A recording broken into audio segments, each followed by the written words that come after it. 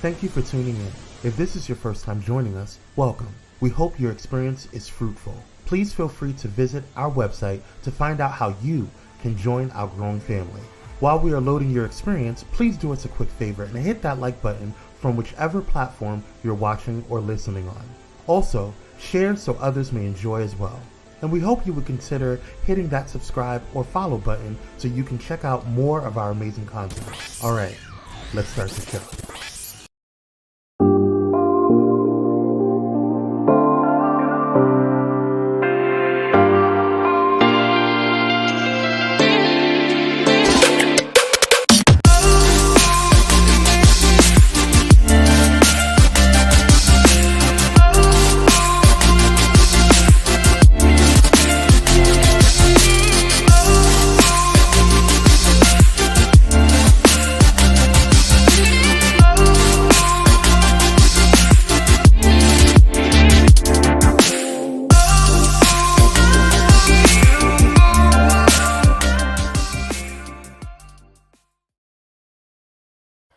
Hey friends, the video you are about to watch is a rebroadcast with permission of a podcast that I was on July 2nd from the organization called Lifting As We Climb Consulting.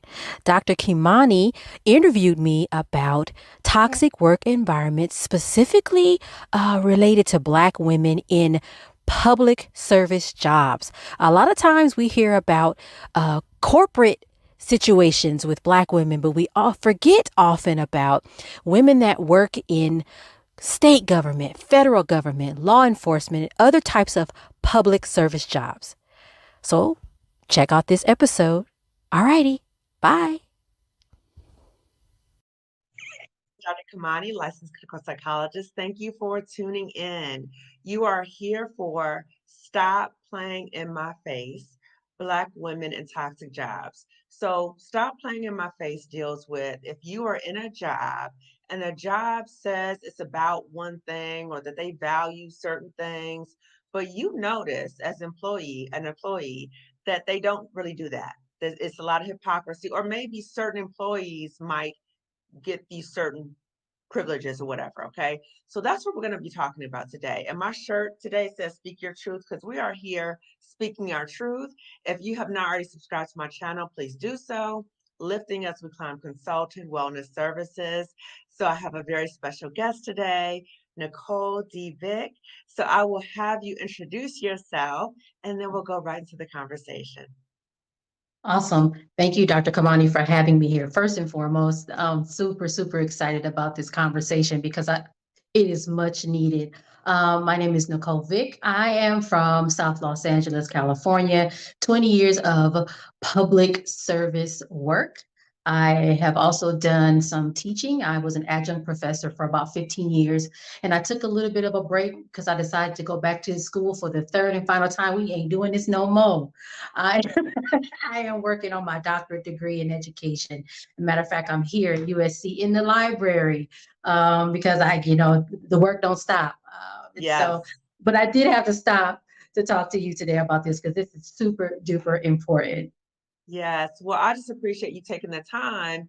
And I actually connected to you. I think I saw a post or something you did on LinkedIn, and then I reached out to you. And that's just the beauty of community, right? Is that you're able to reach out to people. And there's a whole thing, as Black women, in terms of sisterhood. But sometimes when I say sisterhood, it's so interesting, Nicole. Sometimes when I say sisterhood, I'll have some Black women come in and say, but all Black women are not, or some Black women have hurt me. And I'll say, I understand that, right? I'm not saying all Black women anything, but I just want to just value and say we are modeling sisterhood right now. Okay.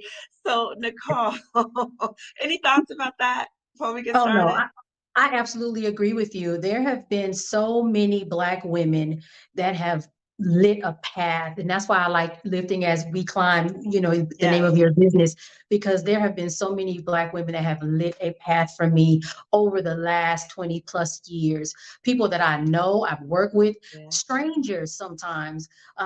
Everybody has always had a crumb, a gem, a tool, something. Girl, I might not have the answer for you, but talk to this person. And there's always that next, okay, girl, you know what? I hear you and I understand you. Let me refer you to this person. And so I think Mm-hmm. that sisterhood is really, really important because for one thing, Yeah. it reminds us that we're not crazy. Some of the stuff Right. that we're experiencing or seeing or Yes. hearing, and you get in Yes. your own head and think, I must be out of my mind. Right.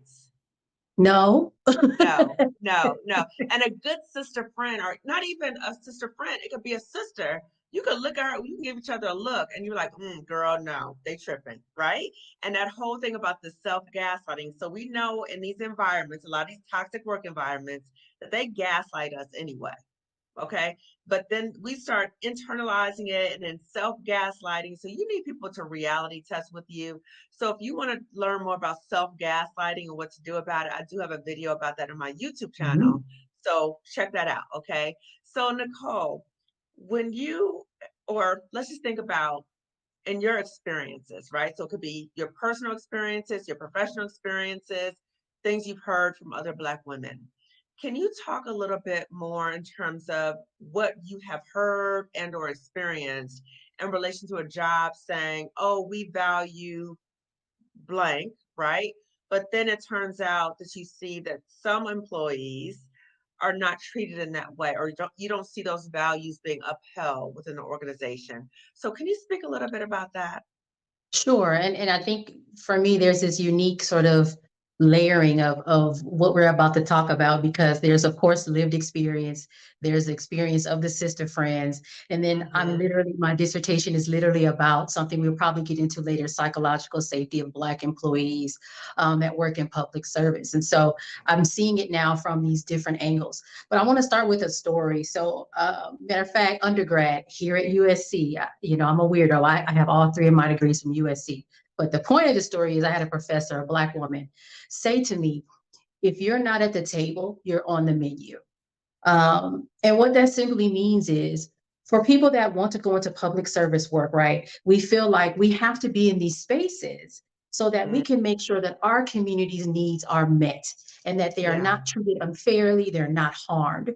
And so for a lot of Black women, Mm-hmm. specifically, I know there are Black men too in public service, but specifically for Black women, we want to go into these fields and make a difference and make a change, right? Yeah. So we go into the Department of Children and Family Services. We go in and Mm-hmm. become social workers. We go work for the public hospitals at all levels of government. And then Mm-hmm. we get there and we realize, and it can be a shock, that not only are we at the table, we are still on the menu. They will literally, as you said, play in your face. You will be Yes. at the table. Right. And you're The, like, wait a minute, the aren't Supreme I doing what I need to do? What's happening here?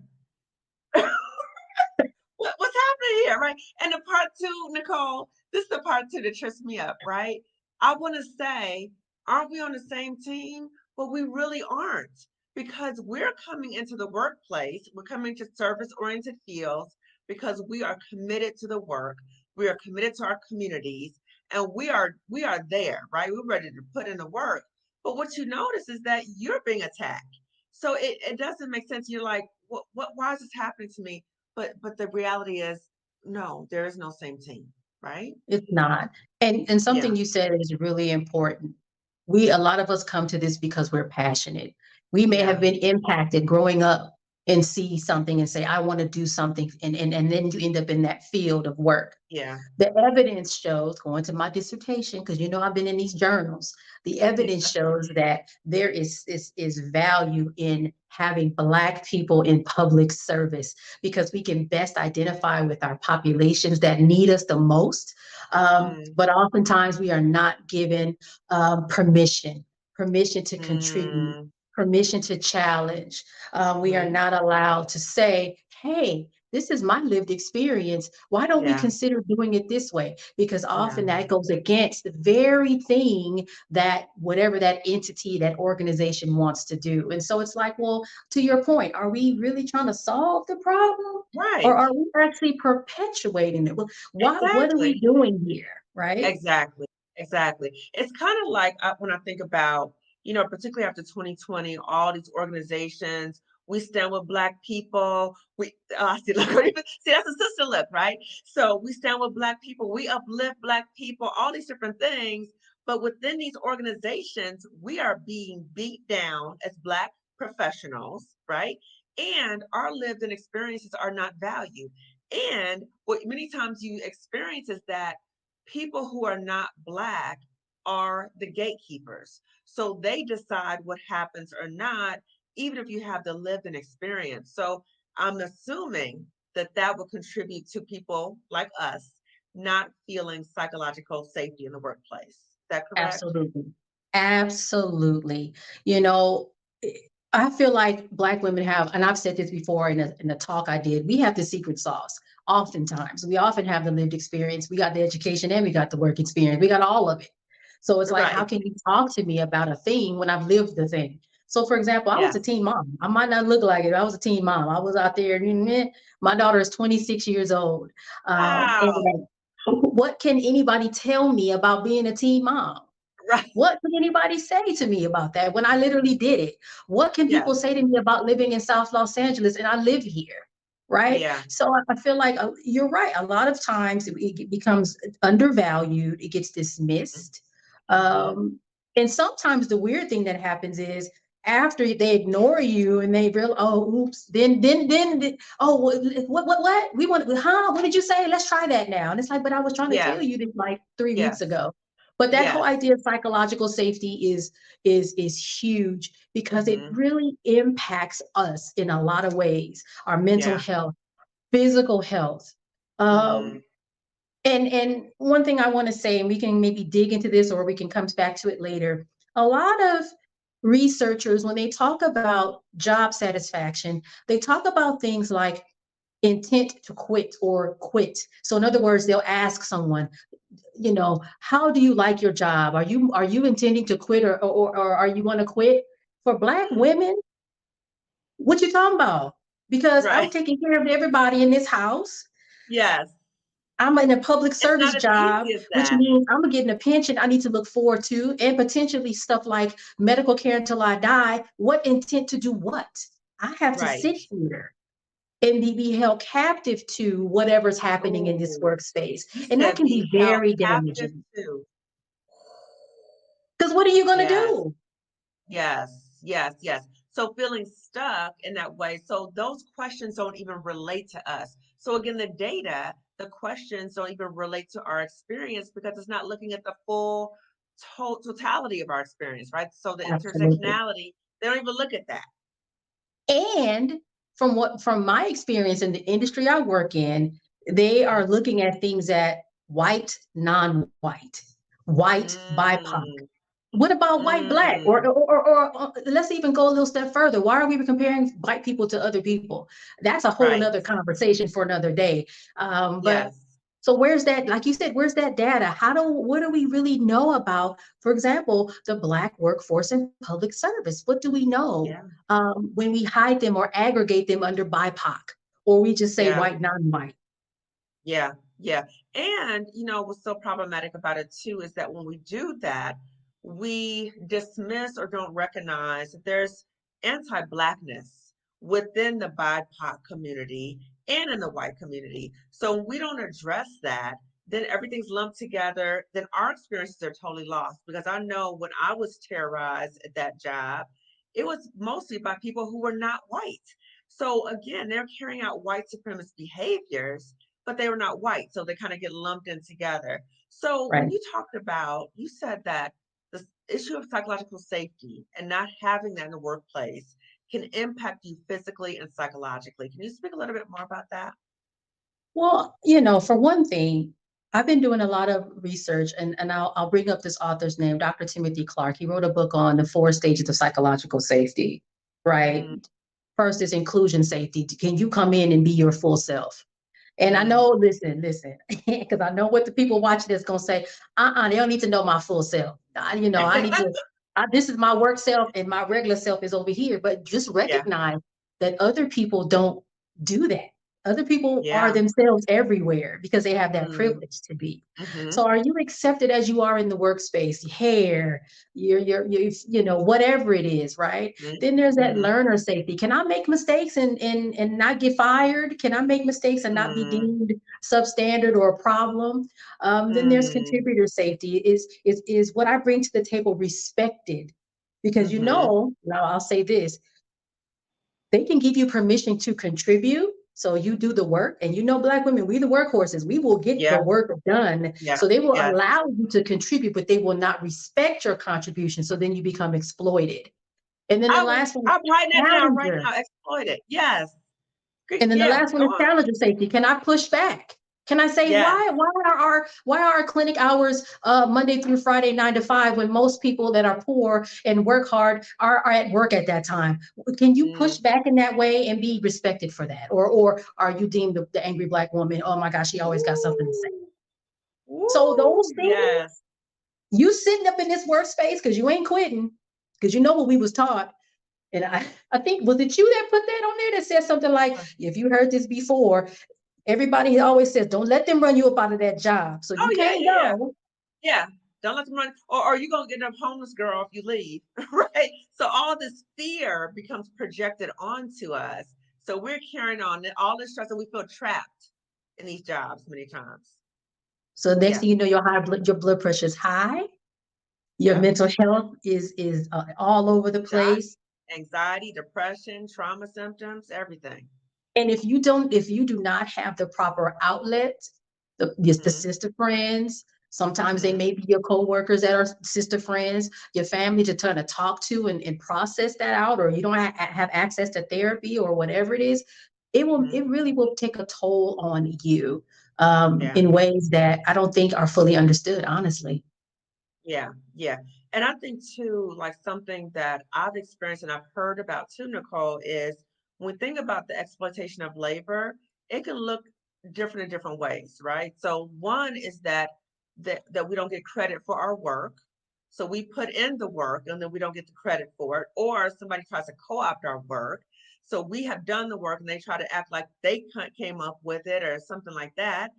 And it's just that sense that we're just not valued. Our work is just not valued. Okay. Yeah. So what's so interesting too is I remember when I was working in the school district, which I resigned from, that I was told, I co-created a training that had never been done. I was told that the reason why the unit that I so-called belong to, the reason that they did not promote the training, even though it was well received, was because I presented it as it was my training. Right? So again, when you think, exactly, that's how I'm looking, right? So again, I'm thinking same team. Aren't we all here to help the students, to help the families? If this training will help, then right? But it's like, no, we're going to shut all this down because we're going to put you in your place because you said this is your training. Yeah. Just ridiculous stuff, right? Crazy. So right, crazy making. So, this leads me to another thought, right? And Nicole, bear with me because, sometimes I kind of bring up other stuff. But when I think about the experiences of Black women in the workplace, a lot of times research totally misses our experience, right? So they might start talking about imposter syndrome and all these different things, right? Now, on some level, we might, but I would say the vast majority of Black women that I know, that I've worked with myself, when we come into the workplace, like we're overqualified, number one. Number two, we have to have a certain level of confidence to even navigate the system and get the job and the whole thing. So it's not like we come into the workplace like, oh my God, do I have what it takes? No. Well, I think a lot of times what we're experiencing more so is the pet to threat. So the pet to threat, again, if you have not heard of pet to threat, anyone in the audience, pet to threat was created by 3 Black women researchers, Dr. Juanita Johnson Bailey, Dr. Keisha Thomas, Dr. Rosemary Phelps. And pet to threat deals with when a Black woman is brought into a work environment and she excels, right? They start her out and she excels. She excels, just like many of you who are watching this, just like us, right? You excel. And she's like the pet. Oh, I love Nicole. She's so smart. We love Nicole. Oh my God. She just saves us so much, right? Then Nicole starts outshining other people. Then Nicole quickly becomes or is seen as and treated like a threat. And I think that's what Black women experience more than imposter syndrome. So what are your thoughts about that? I agree with that. And there's actually a study, and I wish I could give you the citation. I can probably send it to you, Okay. where it talks about Black people. I can't remember if it was specifically Black women, but it was like, Mhm. you know how in the workspace, in order to promote and move forward, you are taught that you need to, pump yourself up, hype yourself up, Oh, talk yeah, up girl. I about think that's how I yourself. met you. Yes. Go on. Go Yeah. on. And then, so what they found in that study was it doesn't work for Black people, because if we No. hype ourselves up, it's discordant with what people believe that Black people are. So it's like, Yes. she couldn't possibly be an author of 2 books, working on her doctorate degree, have a podcast, and be a former teen mom and do her nails every Sunday. She can't possibly be that. So why is she? What is she? This isn't no. So we actually Yes. get penalized for speaking Yes. up about ourselves. So again, Yes. all that to say, pet to threat, and what I just talked about, there's Mhm. this, people have a difficulty accepting that. No, I actually know what the hell I'm talking about. Yes. I'm Exactly. smart. Exactly. And it's almost this thing of like you're not humble enough. Or I've heard this one. You are intimidating to people. I'm intimidating because I'm an intelligent Black woman who can express herself, and I will tell you certain things. So again, so now you're getting the message, oh, you're getting too big. And again, the research is opposite in terms of for Black Yes. people. And we're looking at Black people across the board that if you start doing this, then you're seen as the uppity. And we all know what the rest of the word is, right? You're the Right. uppity one. You got to be put in your place. So, Yep. Nicole, what have you seen or what have you experienced in relation to when someone does not experience psychological safety, particularly for Black women? What does that look like? So we talked about the physical, psychological symptoms. What does it look like in the workplace if you don't Well, feel psychological safety? that whole phenomenon, this quiet quitting, you kind of feel like, well, then I'm just gonna fall back.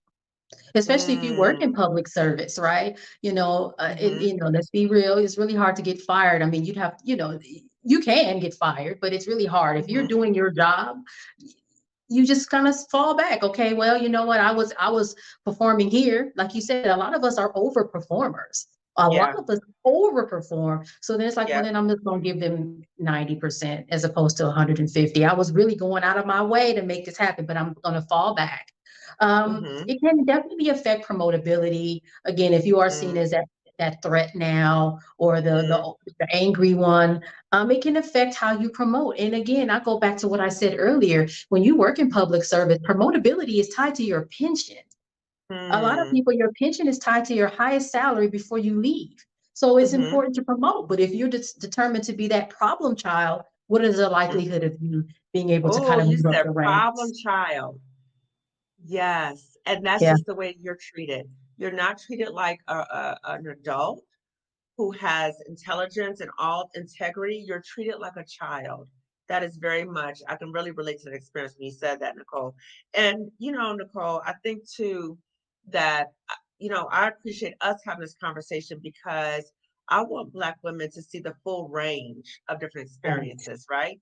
So you are still in the workplace and you're Right. talking about issues that may impact Black women who want to stay and get a pension, all that kind of stuff, right? I'm on the other end of the continuum where I'm saying if the job is harming you, get out, right? And find something else. So I want Black women to see the full range because again, my mission here is not to convince any Black woman of anything, okay? My mission here is to share information with you, share resources with you, and talk to you about healing. So I'm glad you said that.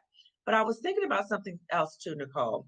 So Mhm. Black women in public service and social service fields, um, the issue in terms of we come into the field, like we talked about, the dedication, the commitment to the work. And we are coming in because we want to help people. Yes. Sometimes in these very same work environments, we are being harmed, but we're tasked to help other people. It's really like a mind boggle. Okay. Yeah. So what would you say to a Black woman who's watching this right now and she's in this situation? Because you know what's so disturbing? Most of the Black women who reach out to me for services are in the school district or the mental health service field. Okay. So that's very disturbing. And I mean, I have some corporate people, but the majority are in service oriented professions, right? So what would you say to a Black woman if she's watching this now? I would say, I, maybe a few years before now, I would have been like, no, you stick it out. You're this far away from your pension. You only got a few years left. Stick it out, stick it out. And now I really do have a different thought. I don't encourage, I'm not going to tell nobody to walk away from their job. Like you just said, I'm Yeah, not going to do that. But yeah, I see things differently now. And I remember, I don't even know, it might have been your post or someone's post years ago. And I was like, no, it said something like, get out. And I was like, no, we have to be in these spaces because we have to make sure that our communities get the things they need. And then as I've gotten mm, older, I'm like, the ship is going to sail the way it is supposed to sail, whether we are on that boat or not. yeah. And the And they might culture throw you of, off the boat in the well, yeah, process that too. too. You may not even make it to retirement. They may have thrown you over the boat, over the, out to the sea, right? For the sharks to Right. get. Yeah, Capitalism is real, white supremacy culture is real, all of these things, all of our institutions, I didn't even talk about this, are formed, and we all know this. All of our institutions in America are based in white yeah, supremacy culture, all of them. yep, So, of yep. course, these things are going to play out the way they play out because that is the way it was built and designed. Absolutely. So, all that to say, when you get to that epiphany of, I'm here and I'm thinking I'm doing something, but I'm actually not doing anything. There's a couple of trains of thought for me. Your work is valuable.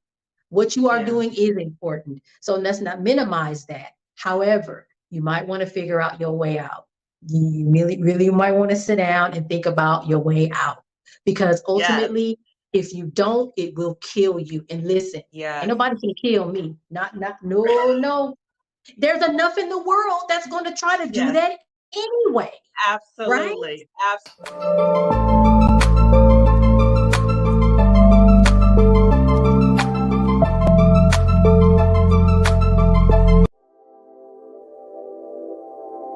This episode is sponsored in part by Bullet and Flight Radio. Get ready to uplift your spirit with Bullet and Flight Radio, the world's leading progressive Christian radio station. Experience the vibrant fusion of gospel house music and a rich medley of inspiration from all musical genres that'll make your heart soar. Join their extraordinary lineup of today's trailblazers, visionaries, and voices that matter, all sharing their stories and wisdom. Stay plugged in around the clock as they broadcast unmissable content 24/7. Your go-to station for all things inspiring. Become a pilot today by visiting bulletandflightradio.com. Bullet and Flight Radio. Your story, our station. Step away from the chaos and noise of your daily life. Experience moments for yourself that are calm, serene, and full of peace. A necessary respite to foster growth within you, because self-care should be luxurious. Luxe Noir.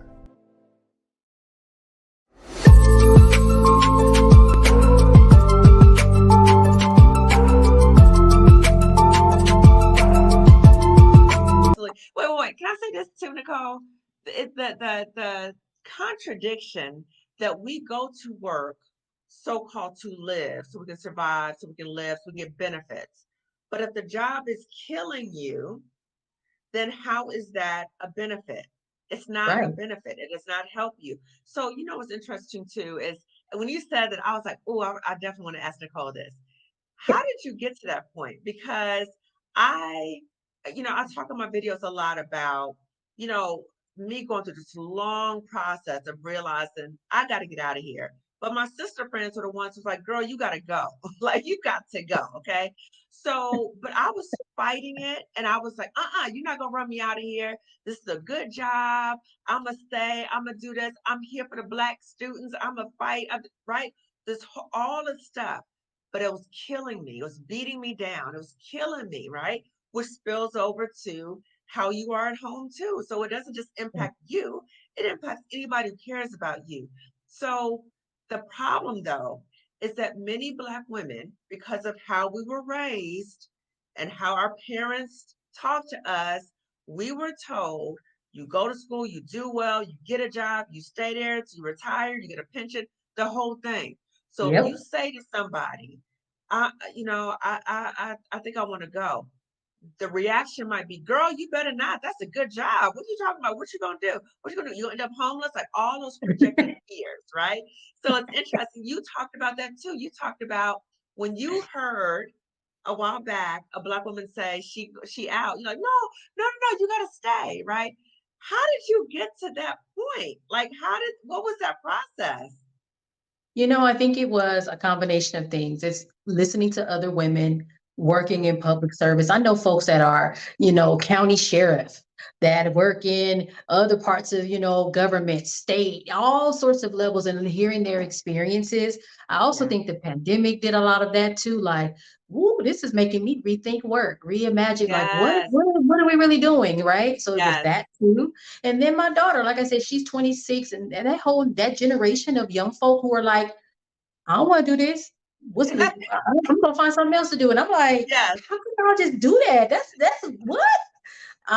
It definitely got me rethinking a lot of things, even to the point where I said, look, with the first date that I am eligible to retire, that's when I want to retire. And I'm not going to work until I'm 65. So that was even my first thing. Like, I'm not going to be 65, 66, 67 years old working. I don't want to do that, Yeah. because now listen here, the evidence is the later you wait to retire, the sooner you die. So if you retire earlier, you live longer. I said, well, then let me get up out of here.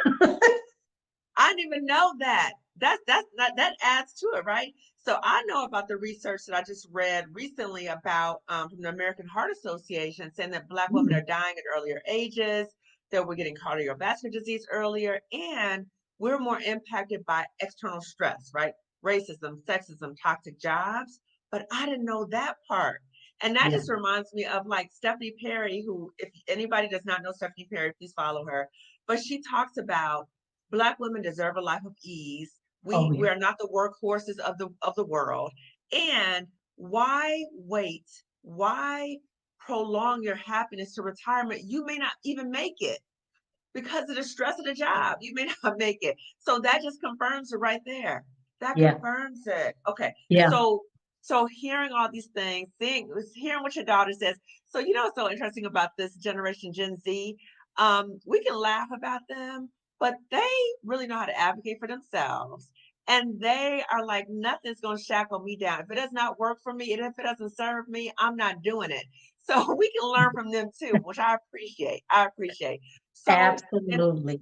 so for you, and I think the pandemic too, because I know for me, I was like, what's happening here? Everybody's evaluating their life. And I said to myself, there's no way in the world that we're going to come out of this and I'm still at this place. So I'm getting beat down every day. It doesn't make any sense. Okay.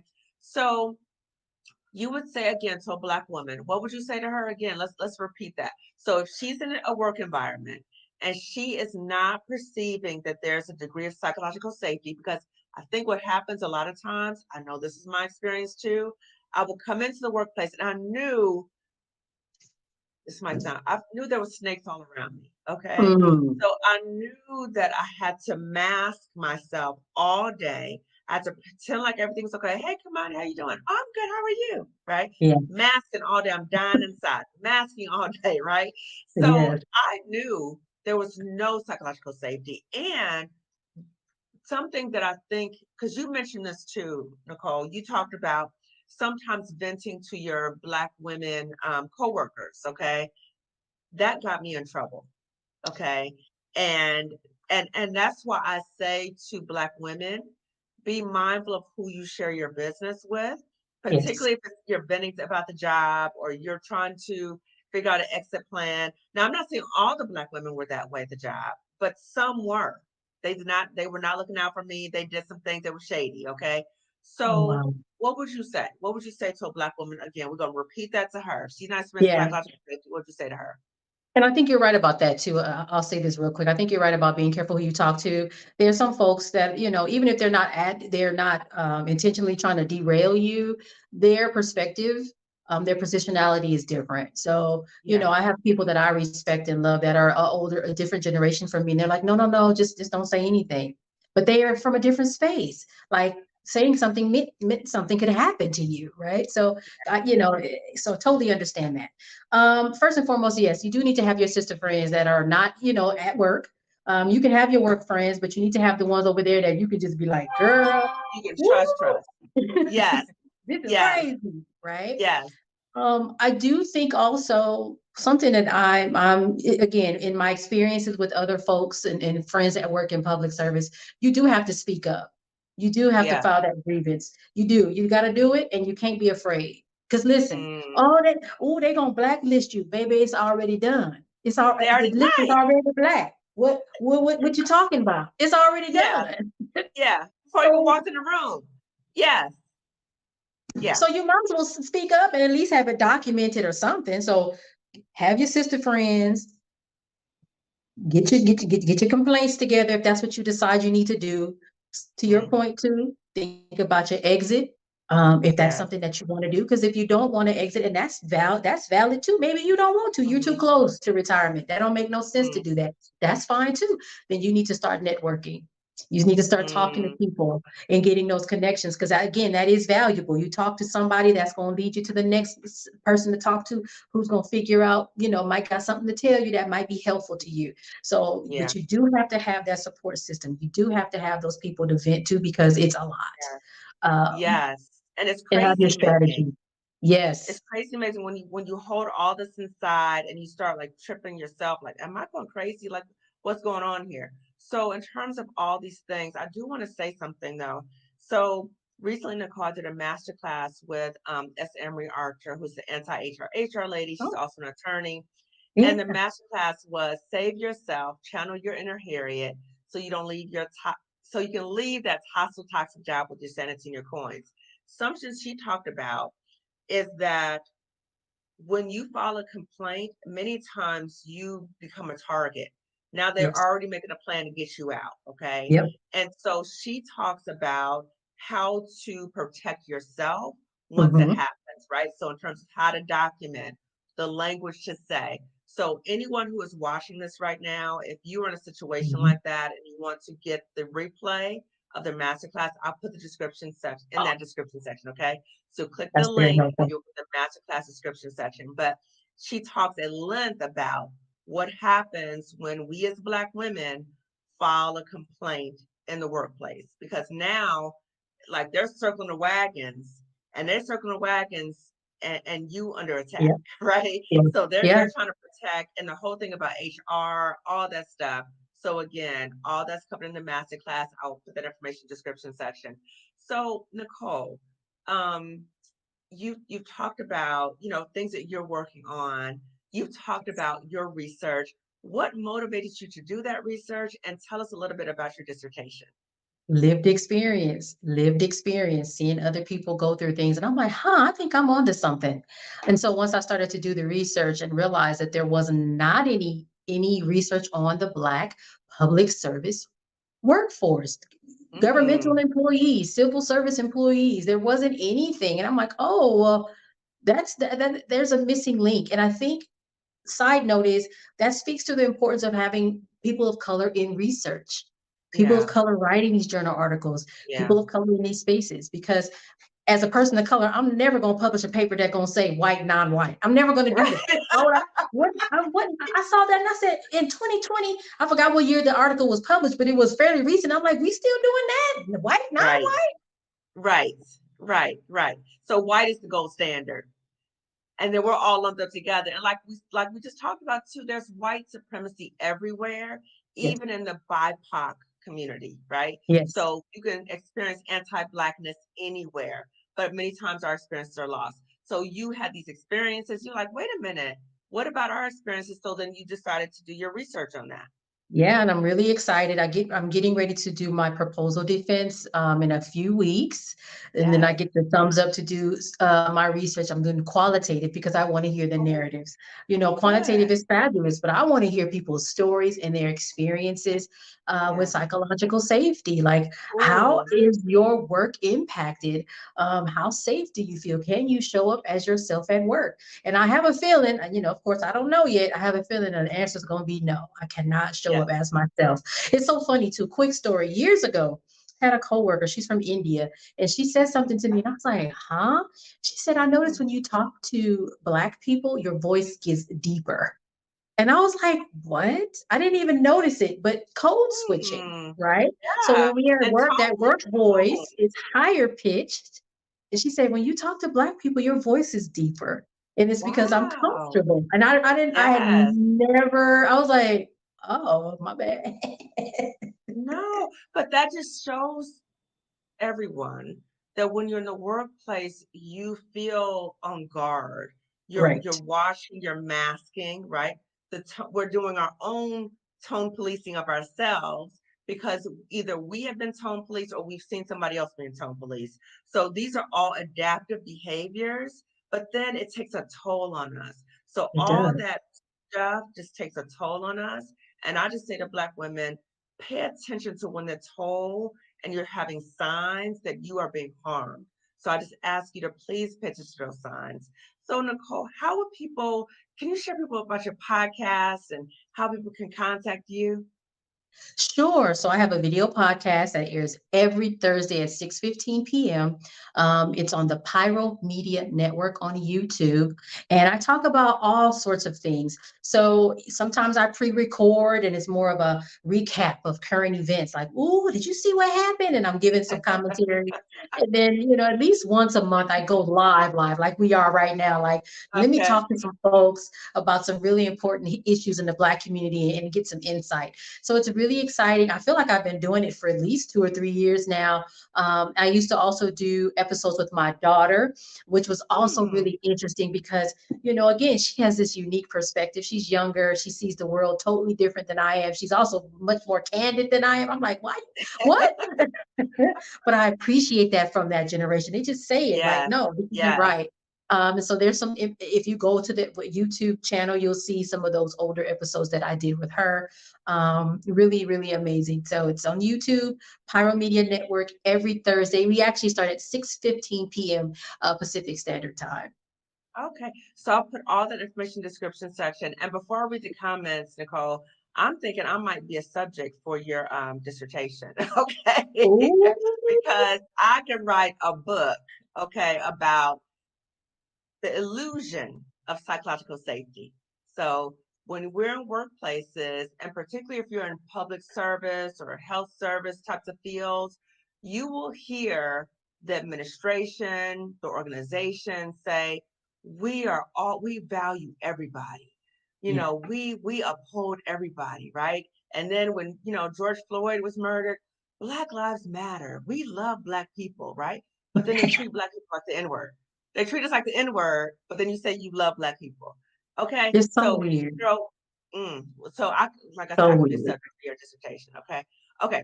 So I want to read the comments in the chat because Okay. again, when I do these lives, I really want people to be able to connect to us, what we're saying, but I also want to build community in whatever way Yes. I can too. So I want to read the comments. So I see hello from Texas. I'm so Mm. excited about the conversation too. Very interested in learning more about your dissertation topic and findings. Okay, so she's at the beginning stages, and so once she publishes it, then Yes. I'm sure she'll come out and share more information about that. Good evening from South Carolina. Hello, Hey. that is so true. I agree. Imposter syndrome is not the experience of most professional Black women. A Black woman's productivity is a problem. Yes.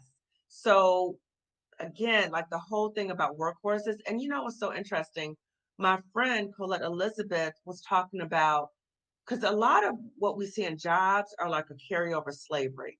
So that Yes. plantation mentality, and just in post-traumatic slave syndrome, like Dr. Joy DeGroy talks about. But the issue about productivity and Black people and how it's tied to slavery. And so we have this connection that you're only seen as a productive, like it strips your humanity, basically. And we're only valuable if we are able to produce.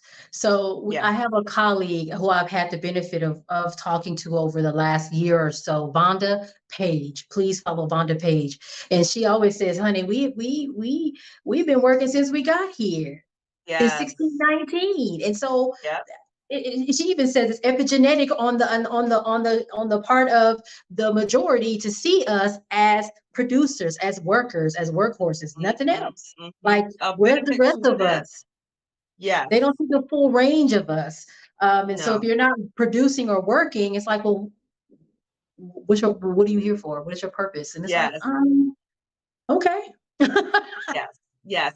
And it's, how do we recognize, yeah, we do need to work, but not allow those people's projections onto us to make us define ourselves in terms of our work. So if Right. your work is all that you are, and that's all that you talk about, you are working up and above what you need to be working. So now the work is defining you. So you're seen as this laborer. Now you've become a laborer. Like, that's your whole identity. So that's Yeah. problematic. That's It gets problematic. Okay. But it gets hard though, because as you said earlier, and I agree with you, especially certain generations, Gen X, I'm Gen X, we were taught Mm-hmm. that's what you do. You work Yes. hard. Yes. And Yep. going back to this whole idea of public service workers, based, you Mm-hmm. work in a bureaucracy and a hierarchy where you're supposed to work hard and you're supposed to get rewarded for that hard work by getting promotions. So there's Yes. all these different factors that play in. Like, we're taught you got to work to produce, and you have to work hard to prove yourself, to prove your Oh, value. prove your It's worth. crazy. Yes, it is crazy. You know what's crazy too is, one is that we're playing a rigged game. So when I was wrapped up in that thing about, oh, I can't leave, I got to fight these people, and I had to say to myself, what are you fighting for, and what are you trying to win? Because the game is rigged. You're not going to win. You're going to end up getting hurt, really hurt, right? So it's rigged, and so I think it's changing our mentality about that, which is really hard, because yes, that's how we were raised, and we're taught that we seek our value in terms of our job position. And so Right. we have to recognize our own inherent worth and not keep trying to get that external validation from people, guess what, who are not even worthy to give you that. So they can't even give it, because many times when they say, oh, you are intimidating, they're intimidated by you. That's why they're trying to put you in your Right. place. Okay. Right. So it's this screwed up way of seeking validation from people who are insecure in the first place. So we got work to do. Okay. Yes, I've heard the same thing. I intimidate people. That's so funny. We just talked about that. No, I'm just educated and I know how to articulate my words. And we know, as Black women, we are the most educated in the nation. So if people say we are not qualified, we are overqualified. Okay. We are also working for people who are less qualified than we are. What's going on? Like, are we in a matrix or something? Exactly. I don't A know. Black woman, a Black woman's intelligence is an insult to others. A Black woman's productivity is a problem for others. And a Black woman's creativity is cruel and crushes others. Wow. Yes. Yes. By not acknowledging, accepting, or admiring, they can continue to enslave the Black woman culture. If they do breathe in your talents, they have failed in enslavement. Ooh, that's profound. The healthcare industry is very toxic, clinical and administrative. I can absolutely say that that is true. I cannot tell you the horror stories that I've heard from other Black women. Okay. It's ironic how companies offer mental health benefits when they are the source of the mental health issues. Boom, boom, boom, boom. Okay, I'm telling this quick story, right? So I was working school district, mental health department, Mhm. and the head of the department at the time, she's no longer head of that department, but guess what? She got promoted, which is crazy, because if you think about workplace bullies, that's, again, you're thinking, oh, everybody's treated with respect here. And, Right. if something's wrong, you go to HR. No, the system's rigged. So what happened with her is that she was eventually promoted, even though she had a history of being a workplace bully. But we were in a meeting, Nicole, and she said, I've been reading about positive psychology, and, I feel like it's my mission to really promote this in our department because so many people are hurting. Nicole, it took everything in me. I wanted to, like, laugh out loud, like, are you kidding me? Like, you're the main source Right. of The the reason. trauma in the department, but now you're going to try to teach people about positive psychology? crazy. Okay. That's crazy. So yes, I completely agree. They tell us to stay or say it could be worse. Be glad you have a job. Oh my God. Yeah. Okay. I don't know what's going on here, but Yeah. these questions or these comments are like in my head. Like I'm literally thinking these same things because this same woman had a meeting with all of us and she was basically saying we should be grateful to have a job. Okay. Wow. I can relate to that. We have to release the long suffering mentality. Yes. Yes. Oh my God. Okay. Can I say this something about that too?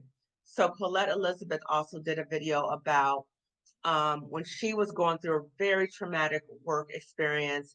People would say to her, girl, don't let them run you out of there. You need Yep. to stay there. Girl, don't let them do that to you.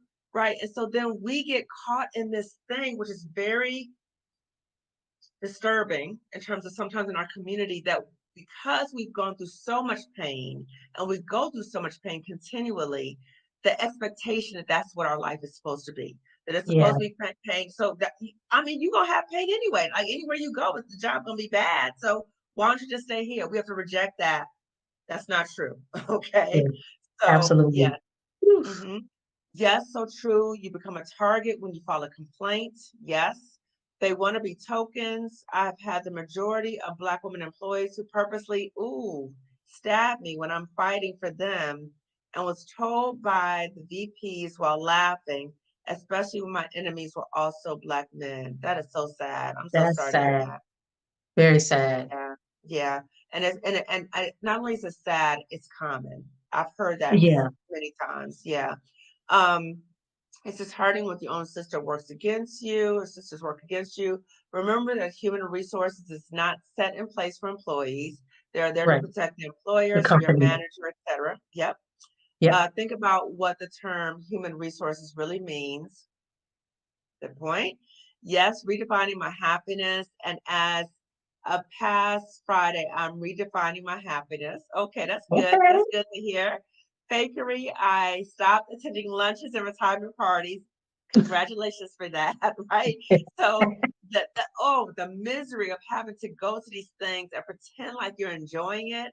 I would like literally be like, okay, how much longer I gotta be here? Okay. So I know what that's like. Um, let's see. Okay, somebody's coming in from Texas. This topic is everything. Hey Nicole, you got somebody saying, hey Nicole. Hey. Exactly. Every time my happiness. I had a Black woman, human resources person that I would rant to. And I now Oh, realize she told my conversation to my boss. no, Don't do no, it. no. Please don't do it, guys. Okay. So again, what I appreciate about this conversation is that some of the things that we've gone through are lessons learned, right? So I know for me, lessons learned.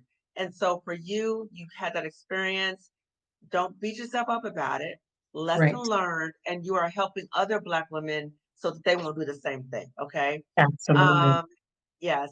Let's see. I'm a millennial. Let's see. Let's see. Black women have to stop taking on the burden and responsibility of being social justice warriors. I That's not know. our job. Can you speak to that? Because It's, I see, know that's, I used to call myself a social justice warrior. I used to call myself that when I was in the workplace. Could you speak to that? it's hard because I think, again, a lot of us are passionate about that work because of our lived Yeah. experience. I Yeah. feel like I don't think there's anything wrong with holding that, but I also think, to your point, though, there's you create those boundaries, right? So for Mm-hmm. me, I'm gonna be that social justice warrior in my personal space. And when Mm, I'm not, on the clock, I'm doing other things. The research I'm doing is my contribution or my way of doing that on my own time. So I yeah. hear that, but I think that there's nothing wrong with being that way. But then again, Mm, there's something about creating those boundaries. Like, I'm not going to do this and wear myself down. I'm not going to yes. do this and end up killing myself. So I think, and it's okay if you don't want to do that, right? Like, no, I just want Yeah. to I want the soft life. That's fine too. Because to me, that's social justice too. Yeah. Because your That's ancestors didn't have that. revolutionary. It Right. is. So, It is. Yeah. So when we think about social justice, I think what we're saying is that there's different ways to be a social justice warrior. You don't always have to be out there picketing or whatever, but you using your voice, you being healthy, you taking a nap, you going to therapy, all these things, you living a soft life. These are examples of being a social, because this is against how we are expected to live and to function. Okay. So it That's doesn't have to right. be all those things. And I think it's important for us to recognize that we can stand up and we can fight and we can challenge things, but it's also time to pull back and take a rest and regroup when we need to. Because if you don't do that, you will get burnt out. Okay. And the hope is that you're in community with other people who are engaged in similar work, who are Yep. courageous, who are not, like, oh my God, I'm scared, right? Who are courageous, so that when you tap out, you can hand the baton to them and they got the And they baton, they're keep not going to on. drop it. Okay. That's They right. keep running. Okay. It's a marathon. Okay. We know about the That's right. marathon. Okay. Let's see. Having women who are younger, so people who look like this, who are younger and less experienced, credential, tell you what to do. Yes, that happens a Yep. lot. Let's see. Yes, so many people in the workplace are insecure. I've had instances where people try to diminish my work, but then copy me and take my work as their own. Yes, yes, that happens so much. Black That's and brown terrible. women can feel intimidated by your talent and light. Be careful, not all skin folk and kinfolk. That is true. And I That's have true. many videos on my YouTube channel that talk about that. So there's some version of all skin folk and kinfolk in the title. So that is Yeah. so true. The quiet secret is companies want workplace bullies. I just resigned from corporate finance and HR. I'm now helping people to transition from these spaces. That is Wow. fascinating. That is fascinating. Because, I used to think, Nicole, like, I don't understand. But see, that's when you think that the world is a certain way, right? Or like Right. think, well, wouldn't they wouldn't want workplace bullies because that undermines the morale, that increases Mm-hmm. staff turnover. Like they wouldn't want that. But she's like, no, they do to keep you in Because check, those are right? the ones that keep everybody in place. They kind of Yep. keep folks contained. Yes. Yeah. And they reign with fear. So it keeps everybody's in check. Like nobody wants to step out of line because they're Yep. scared, right? Okay. Yep. Keep work journals of what went on during the day in case you need to sue. Yes. That's something Oh, else that Anne-Marie talked about in the masterclass. Keep your documentation not on work property, okay, at home. Yes. wow. Okay. Threaten to train without payment or leave. Oh, That's wow. interesting. Yeah. All of this is incredibly accurate and happens 24/7. Somebody said, I love not all skin folk and kinfolk. Stop taking on white women talking points. Supreme Court eliminated affirmative action, which affects white women. You are going to see them speaking out. It ain't our business. Exactly. Okay. So you see the chat is popping. Okay. So a lot of comments. And I just want to say to everyone who is participating in the chat and as you're watching this video, so as we started this conversation, I was talking about how I reached out to Nicole. I didn't know Nicole. I saw a post she did on LinkedIn. I reached out to her. We connected. And Yeah. so this is forming a community and sisterhood. And so I want us to recognize and remember this. And yes, there are some times that sisterhood goes bad, okay, with some insecure people, okay. And again, we do have information about all skin folk and kinfolk on my YouTube channel. But the takeaway that I want you to see is that we need to be honest in terms of our experiences. As I said before, my shirt says speak your truth. Nicole is here speaking her truth. I'm speaking my truth. And my hope too is that you heard in this discussion that, you might have a certain perspective about being in a job. And, you might initially think, I got to stay here forever. I got to stay here. But if you really pay attention to yourself, you may recognize it might be time to go. And if it is time to go, I really hope that you pay attention to that and that you start making your exit plan. Okay. Now, when I talk about exit planning, I'm not saying leave today or tomorrow. Okay. Right. Unless you're like in immediate danger, you got to go, you're about to have a nervous breakdown, something about to happen to you. Yes. Okay.